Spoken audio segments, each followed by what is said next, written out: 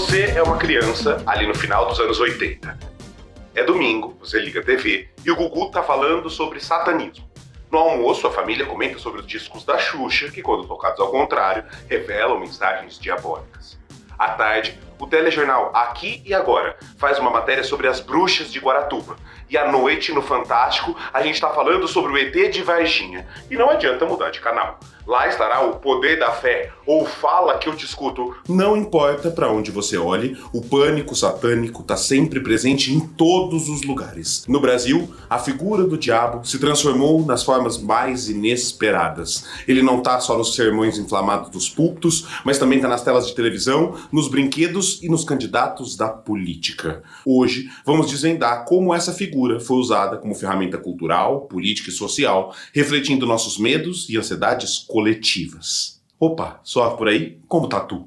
Gostou do episódio 1 e do impacto do pânico satânico no mundo? Bom, então chegou a hora de falar de nós. Afinal de contas, se Deus é brasileiro, o diabo também parece ter ganhado título de cidadão honorário por aqui. No Brasil, o diabo, o Satanás, é um dos personagens principais do nosso imaginário nacional e mesmo se você for ateuzão, vão te confundir com um satanista. Não tem como escapar. Ele está no meio de nós. O brasileiro é viciado em enxergar Satanás. Só acredito vendo. É uma expressão bastante popular e comum por aqui. Vou te contar algumas histórias que você vai ficar só o meme. Só acredito vendo. Você vendo. Não acredito. Nesse episódio, a gente vai retomar a história do Satanás do vídeo anterior, mas olhando pra nós. Vamos falar então do pânico satânico brasileiro, a partir do caso do Fofão, da Xuxa, do caso Evandro e as bruxas de Guaratuba, e uma maldição. O que realmente esconde todo esse pânico satânico brasileiro é o que eu vou te contar, mas antes vamos pro momento do nosso ritual. O ritual do like, do sininho, da inscrição, pra conferir se tá tudo certo aqui. Vamos lá, eu espero, sem ritual, sem vídeo. Foi? Pronto? Ok. Então vamos lá. Sente-se na sua cadeira confortavelmente. O pânico satânico brasileiro vem aí. E bom episódio. Olha pro céu.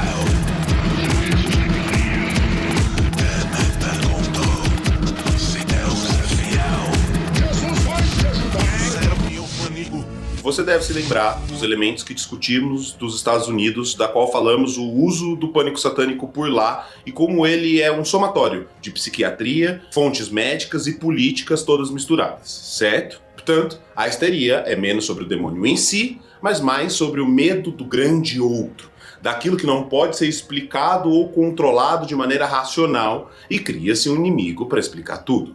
O demônio é então, assim como Deus, um símbolo-chave para compreender determinada sociedade. A demonologia, ou seja, o estudo histórico e sistemático dos demônios ao longo da história, não é uma entidade fixa ao longo dos tempos, mas sim geolocalizada. Por exemplo, Satanás não costuma aparecer tanto em determinados países. Sabe quais? Aqueles que não têm narrativas religiosas sobre Satanás. Já no Japão, por exemplo, ele se revela, mas como um yokai, um espírito, uma figura sobrenatural com intenções ambíguas. Sacou o ponto? Essa é exatamente a lógica do Japão para pensar toda a sociedade, incluindo o demônio. As representações do imaginário e do medo da morte de um povo falam mais sobre o povo do que o medo da morte em si. Você lembra quando a gente falou do medo do fim do mundo aqui no canal? Se não lembra, pode conferir depois desse episódio aqui. De qualquer modo, no nosso país, o diabo é onipresente. Eu tô com a faca na mão, viu? Calma aí, que voz é essa? Que voz é essa? Ele é o medo, Então pode entrar ele, o diabo. a dúvida, Será que é o diabo mesmo? a raiva canalizada. Tá usando muito meu nome, parceiro. Pô, tá duvidando da presença do diabo, cara. Qual foi, parceiro?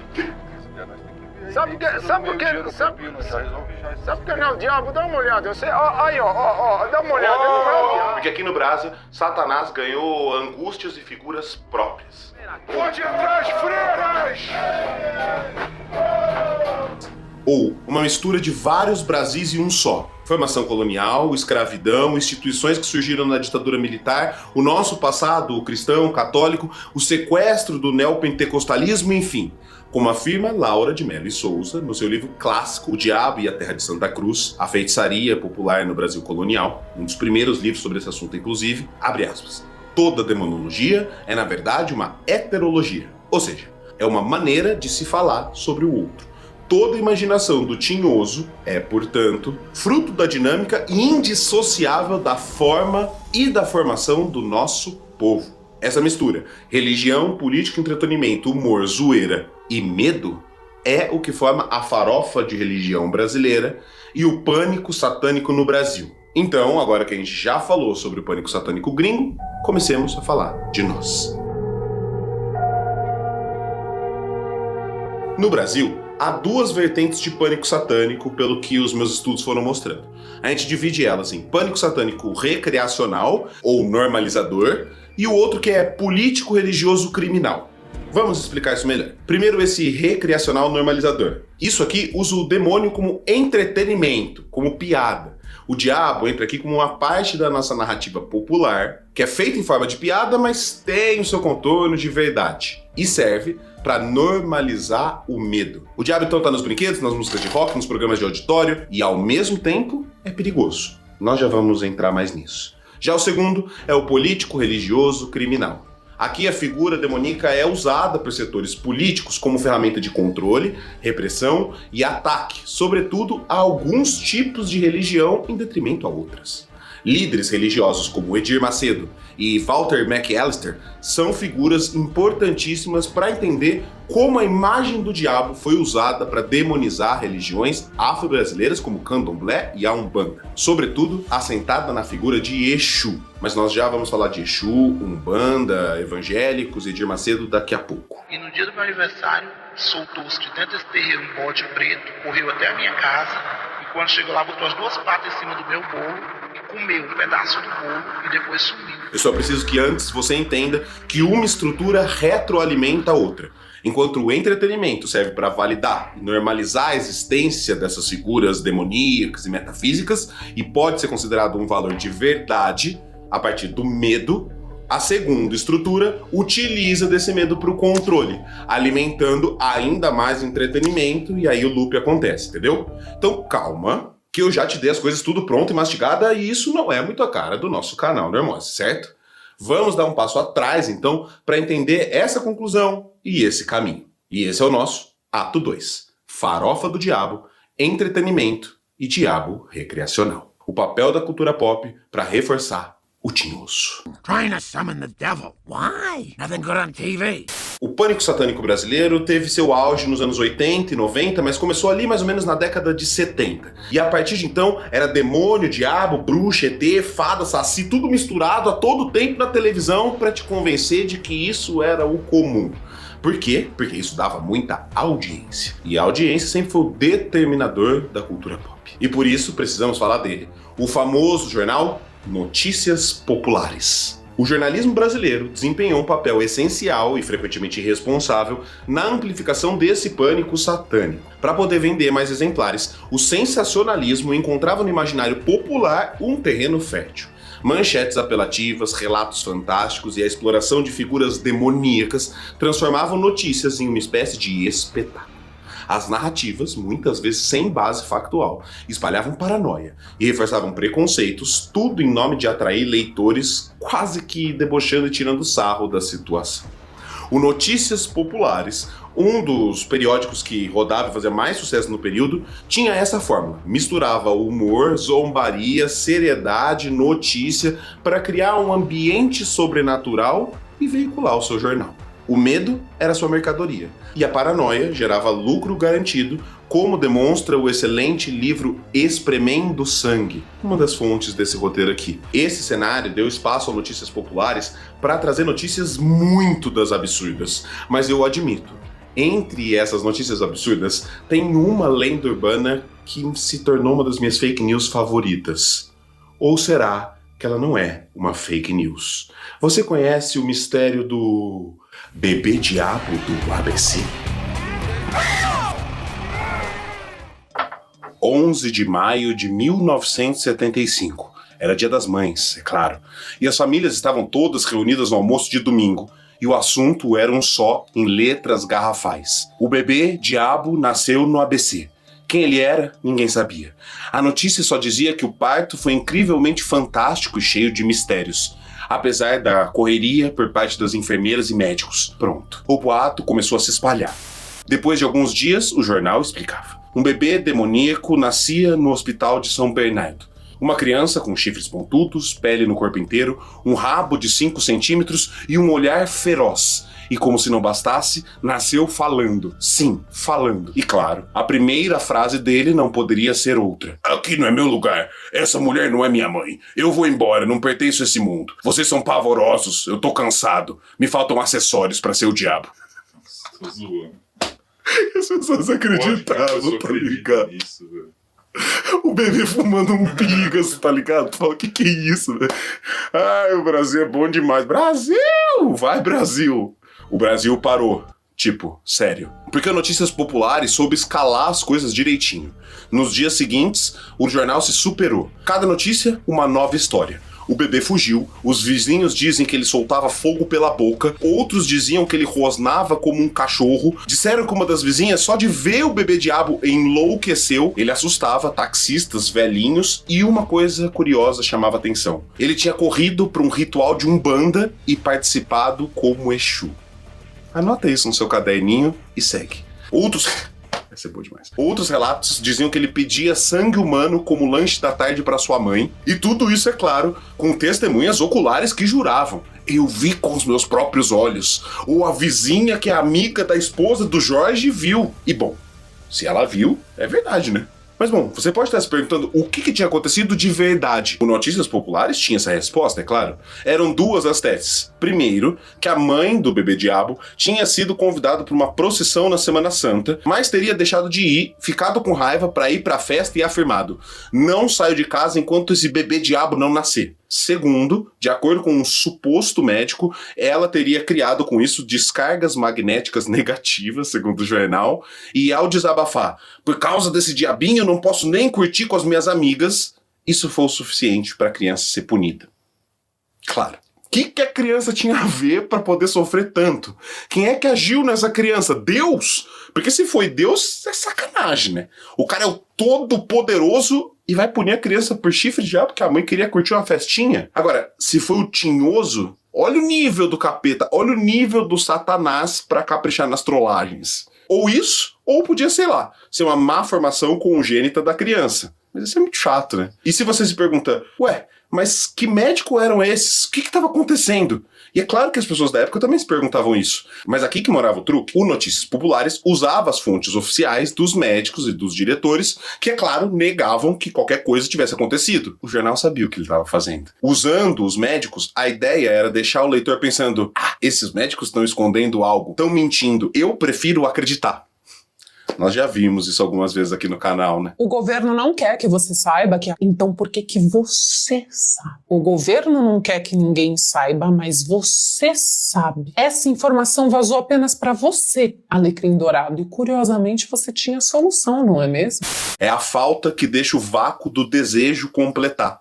A lacuna de informações fazia com que as pessoas completassem a história com boatos. A dúvida é uma arma poderosa. E isso permitia o Notícias Populares chutar o balde, que começou a veicular depois de um tempo que, apesar dos vizinhos saírem na madrugada procurando o garoto, ninguém encontrava. Até que a igreja, junto com uma clínica particular de São Bernardo, teria capturado o bebê diabo e aberto para visitação pública. Para isso, ele noticiava que tinha uma pequena lista de coisas que você precisava fazer para conhecer o bebê diabo. Tinha que ser maior de 18 anos, tinha que levar um crucifixo, tinha que evitar conversar com o bebê olhando nos olhos, não podia ter problemas cardíacos e precisava assinar um termo de responsabilidade em caso que você fosse tomado por possessões demoníacas. Você tá entendendo que tudo isso gerava um medo e uma verdade ao caso? Isso foram 25 dias seguidos. 25 dias do bebê diabo com capa do jornal. Depois, mais 12 dias que ele foi aparecendo cada vez menos, o que completou 37 dias de notícias sobre o acontecimento. E veja, o jornal vendeu que nem água. E aqui tá a explicação de tudo. O Notícias Populares tinha uma circulação média ali de uns 70 mil exemplares por dia.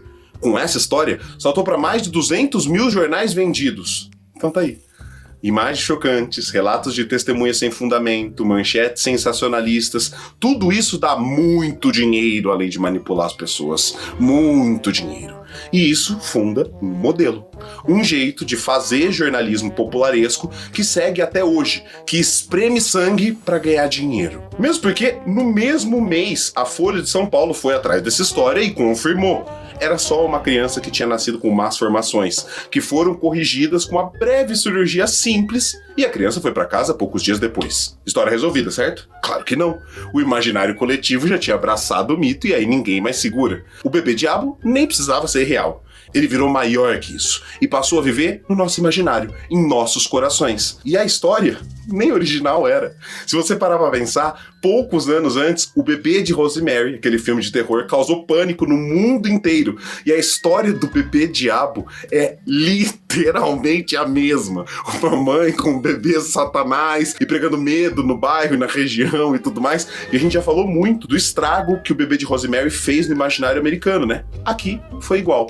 Mas essa fake news eu escolhi acreditar. E dizem que o bebê diabo continua por aí. São muitos boatos que ele continua rondando. A última vez que eu ouvi foi que o bebê diabo estava correndo por aí, gritando pelo direito de todo mundo ter o próprio inferno e ter liberdade de expressão para queimar uns aos outros. E ele só não falava mais coisas porque estava sendo perseguido pela China e... Acorda, cara! Acorda, gente! Acorda! Deixa de mão e vem pra cá. Porra, que maneiro, hein? E esse imaginário fundou uma outra febre, o rock. Você fica nervoso, cara, à toa? Às vezes eu fico. O que é isso, velho? Umas paradinhas de brinquedinho, né? Mas você costuma usar isso nas pessoas, cara? Eu costumo, cara. É mesmo? O bebê diabo fazia parte de um outro imaginário de pânico satânico brasileiro. Aquele para atacar a juventude, o rock and roll, o comunista e todos aqueles que atentassem contra a moral e os bons costumes. Vamos um pouco falar de rock?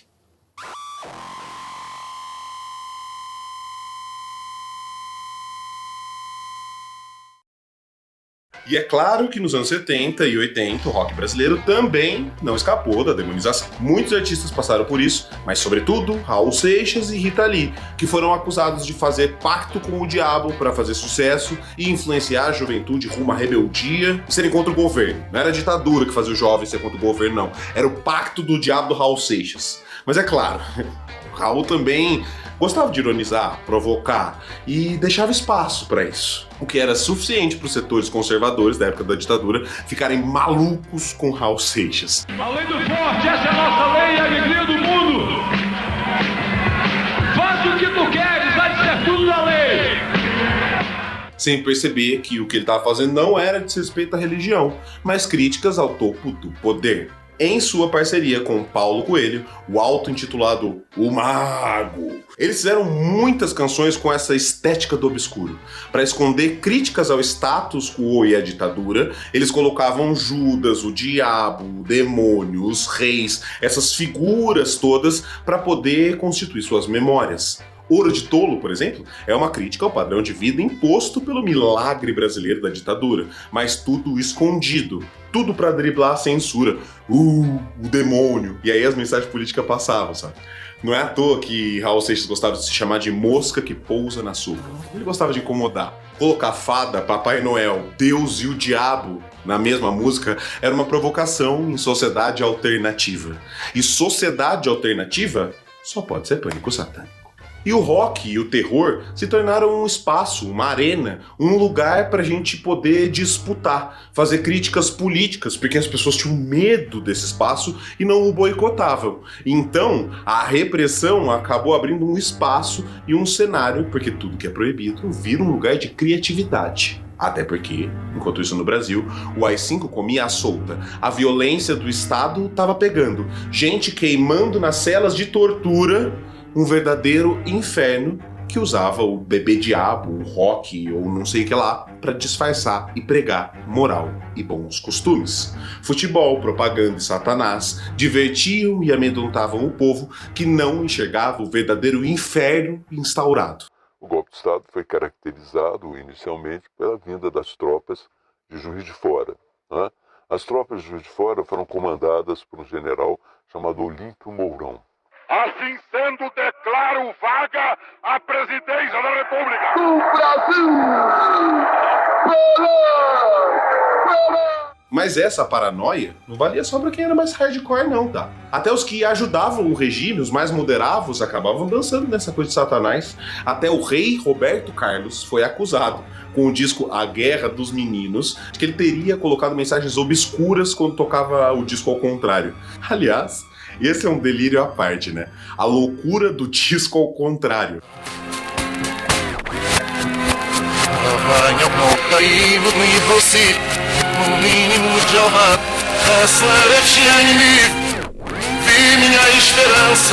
É o backmasking, uma técnica que surgiu porque o tape, o disco e as coisas todas estavam aparecendo.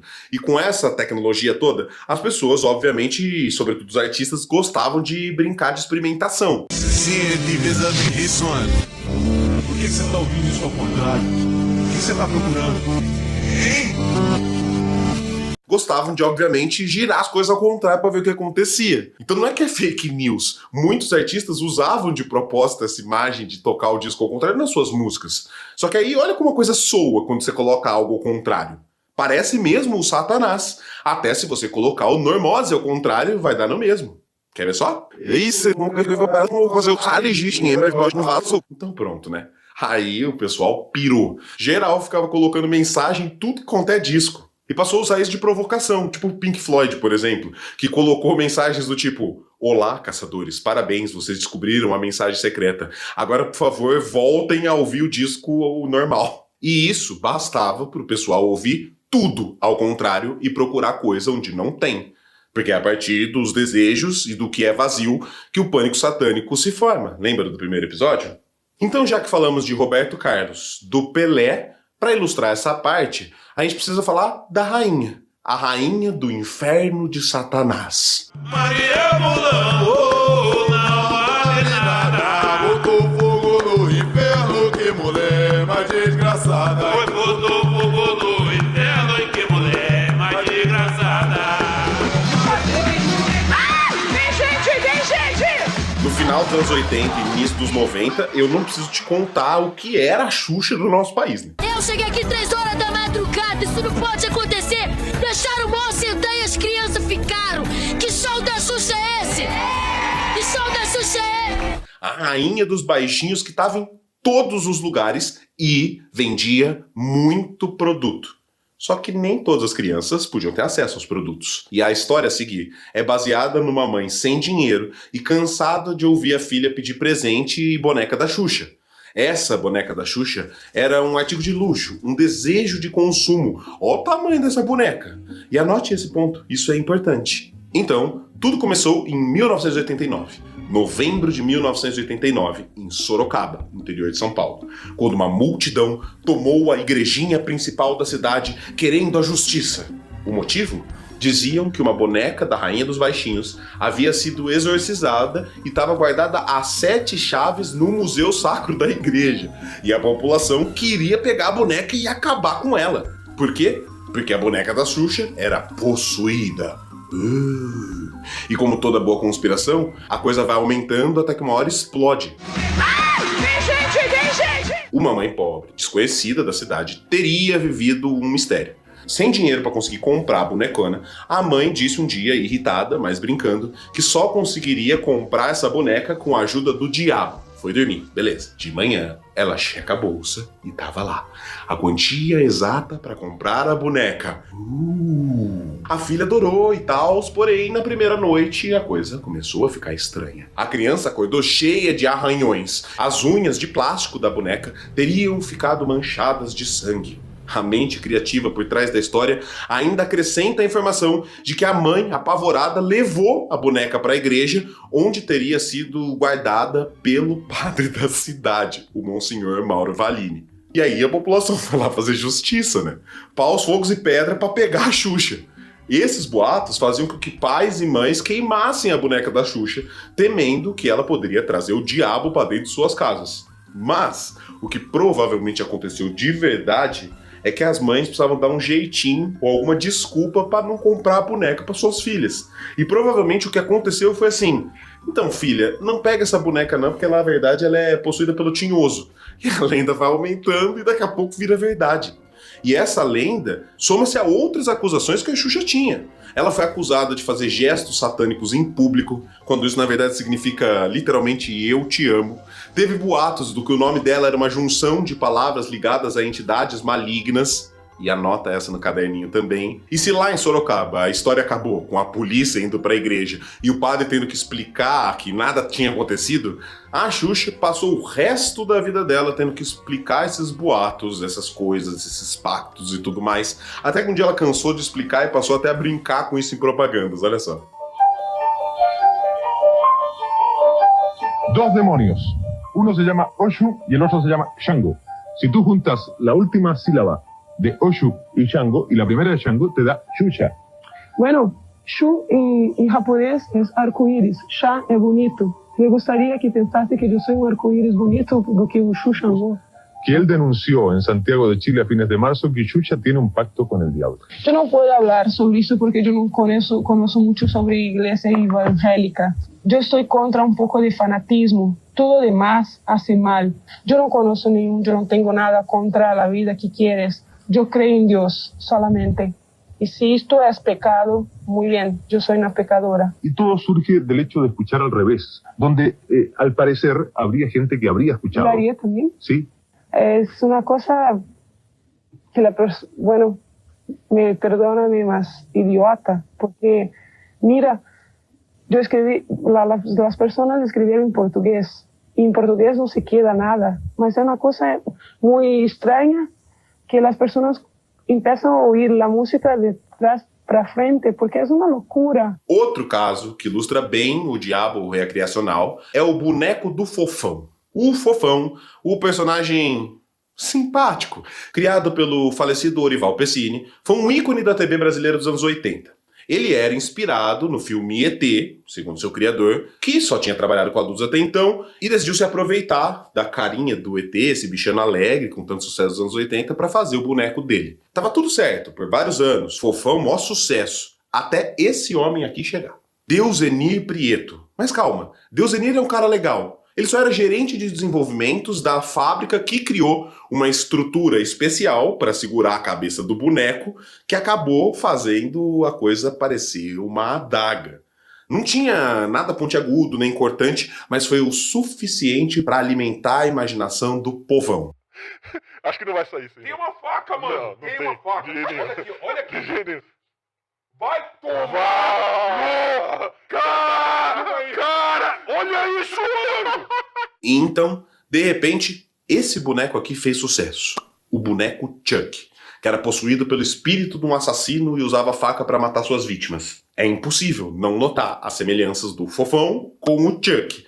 E se o Chuck usava faca, o Fofão só poderia ser maligno. Todo sentido, né? Não. Mas e daí? Foi isso que vingou. Será então que o Fofão tinha copiado o Chuck? Será então que era uma questão de plágio? Aí você vai pesquisar e descobre. O Fofão veio 10 anos antes. Taranã! Isso é tenso? Na verdade não. Na verdade só prova que demorou até o Chuck chegar pra alguém se incomodar com o boneco do Fofão. E mais do que isso, olha pra aparência da criança dos anos 80. Olha pra roupa das crianças dos anos 80. O Chuck foi inspirado nesse boneco aqui. Provavelmente o Fofão também. Mas é isso, toda criança dos anos 80 usava essas roupinhas engraçadinhas e a história é essa. E se você tá pensando, ai, como historiador é chato, quebra toda a magia das coisas, tá bom, desculpa. Então eu vou soltar aqui a minha teoria da conspiração. Nessa época tava rolando uma crítica muito grande à indústria dos brinquedos, o medo dos brinquedos malignos e tudo mais e tal e coisa. Então, no ano de 1990 e pouco, Toy Story aparece por aí. Será que Toy Story é uma resposta da indústria para voltar a humanizar seus brinquedos? Não sei. Isso aqui é fonte tirada do cu. Já que você gosta tanto de conspiração, tô dando aqui só uma opinião. Essa sim não tá embasada em porra nenhuma. O resto tá nas fontes aqui na descrição. Essa aqui não. Mas tá bom, tá avisado. Soltei a minha conspiração. Mas falando sério, essa lenda urbana toda tornou tanto o Fofão quanto a Xuxa objetos de luxo, itens de colecionador, coisa de gente descolada, fashionista, que tem planta e mora na Santa Cecília e adora ter um Fofão. Isso porque um boneco do Fofão hoje vale 700 contos, 800 contos. Uma boneca da Xuxa de 500 a 2.000 reais. E como é que eu sei disso? Porque eu tenho plantas e moro na Santa Cecília? Não. Mas é porque no meu delírio, ou no delírio aqui da equipe, a gente achou que a gente poderia comprar ou alugar um bonecão desses pra poder fazer parte do cenário. E aí eu fui pesquisar. Dá não, velho. Mas ó, a gente conseguiu fazer isso aqui, serve?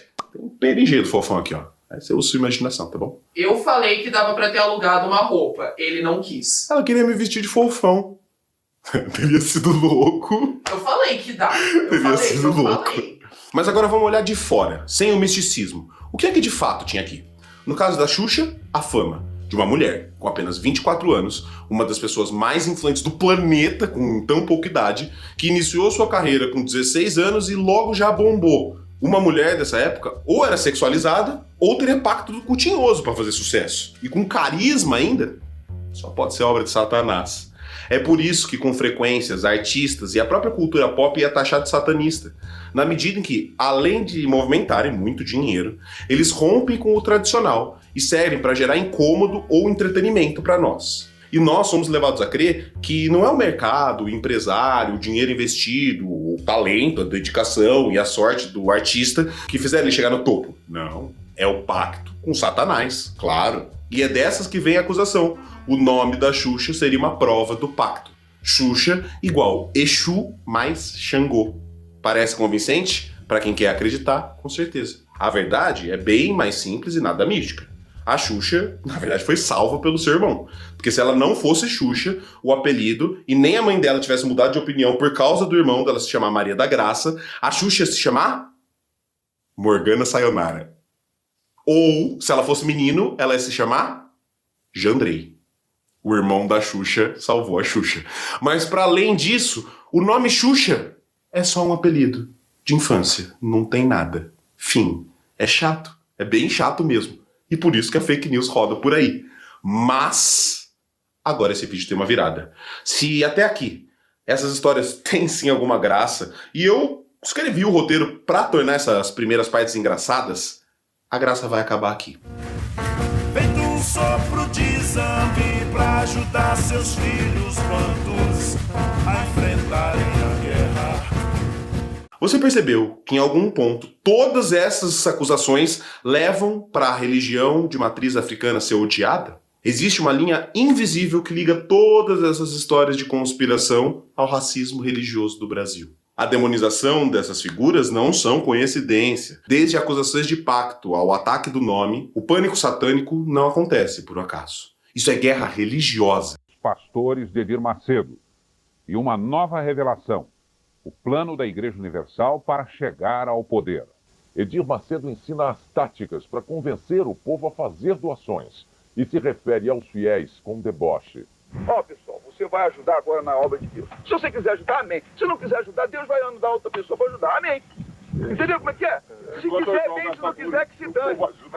Ou dá ou desce. Sim, o próprio Edir Macedo.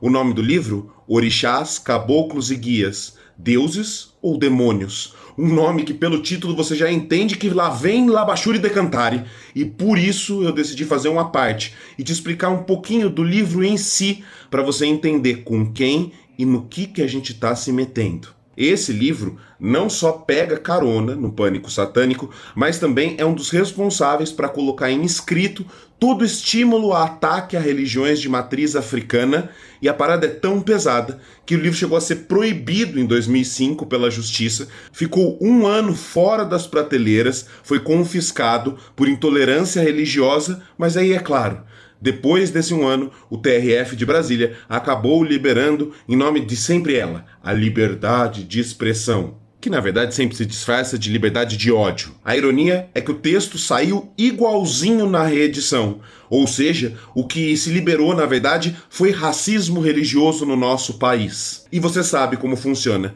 Tudo que é proibido gera curiosidade, ganha valor de verdade. E é claro que a demonização das religiões de culto africano não só já vinha de mais de 100 anos, mas o próprio Edir Macedo pegava a onda e surfava do televangelismo, em programas como Fala Que Eu Te Escuto, ou tantos outros que usavam do seu espaço para atacar as religiões que não fossem evangélicas. Ou menor ainda, neopentecostais, ou menor ainda, participantes da Igreja Universal do Reino de Deus. Esse livro, então, não é sobre religião e espiritualidade, é sobre política e poder. Não que Edir Macedo, em algum momento, estimule claramente a violência a templos e cultos de outras religiões, mas o teor do texto é tão violento que isso acaba sendo apenas uma consequência. Se você cresceu com amigos, família, ou se você mesmo já participou desse tipo de religião, você sabe como o diabo, transformado em Exu, é figura central para os ataques dos neopentecostais.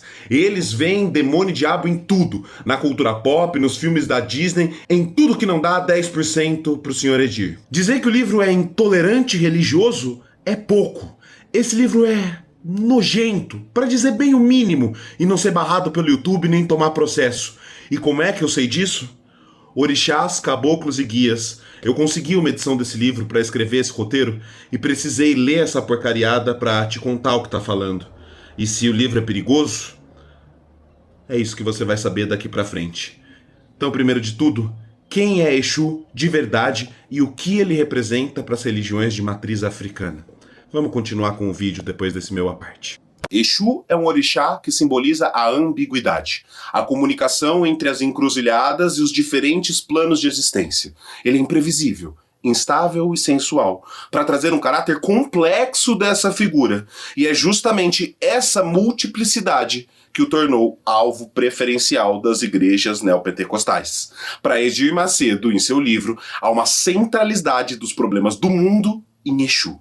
O livro pinta Exu como a maior ameaça espiritual do Brasil, vinculando sua imagem à criminalidade, ao desvio moral, ao fracasso econômico. O bagulho é nojento. No livro de Edir, Exu é visto como uma personificação do diabo cristão, uma representação demoníaca que precisa ser exorcizada e erradicada da sociedade. Essas são as palavras, erradicada da sociedade. Edir prega por exorcizar aqueles que adoram Exu, o que eventualmente, na prática, gera roubo, destruição, ataques a terreiros Brasil afora até hoje. E tudo isso transmitido na televisão. Possessões demoníacas, aquela ideia da dramatização tosca da Yurd, que é pra deixar o fiel com medo e reforçar essa visão de intolerância religiosa porca. E sabe o que me dá mais raiva? Porque fazer isso pra mim é tipo chutar criança ou bater em idoso incapaz. Você tá mexendo no mais íntimo de alguém. Você tá usando do medo pra mexer no fundamental, o exercício da fé, da crença. Uma ferramenta tão única humana que é usada para pregar divisão, briga e, sobretudo, deixar o fiel comendo na mão de Edir Macedo, morrendo de medo do Satanás em todo lugar. Então, muito mais raso do que o debate se deuses e demônios existem ou se não existem, o que compõe a página 1 da fé nos deuses ou na fé ateísta, a questão é mais sutil. E eu nunca mais pretendo falar isso que eu vou falar agora aqui no nosso canal, mas eu vou dizer. Deus e diabo não existem e existem ao mesmo tempo. Parece contraditório, mas é simples. O que realmente existe são experiências de transcendência, independente da realidade das figuras em si. Algo que faz parte da cultura humana desde o início dos tempos. Deus e o diabo existem na medida que as suas imagens influenciam homens e mulheres a se comportar de determinada maneira do mundo, mudar a política do planeta e agir de acordo com a existência. Então, nesse sentido, eles existem para quem crê, mas não da mesma forma que as verdades científicas e materiais existem. Mas existem. Além disso, Deus e o diabo são metáforas do nosso psiquismo e das nossas tendências sociais.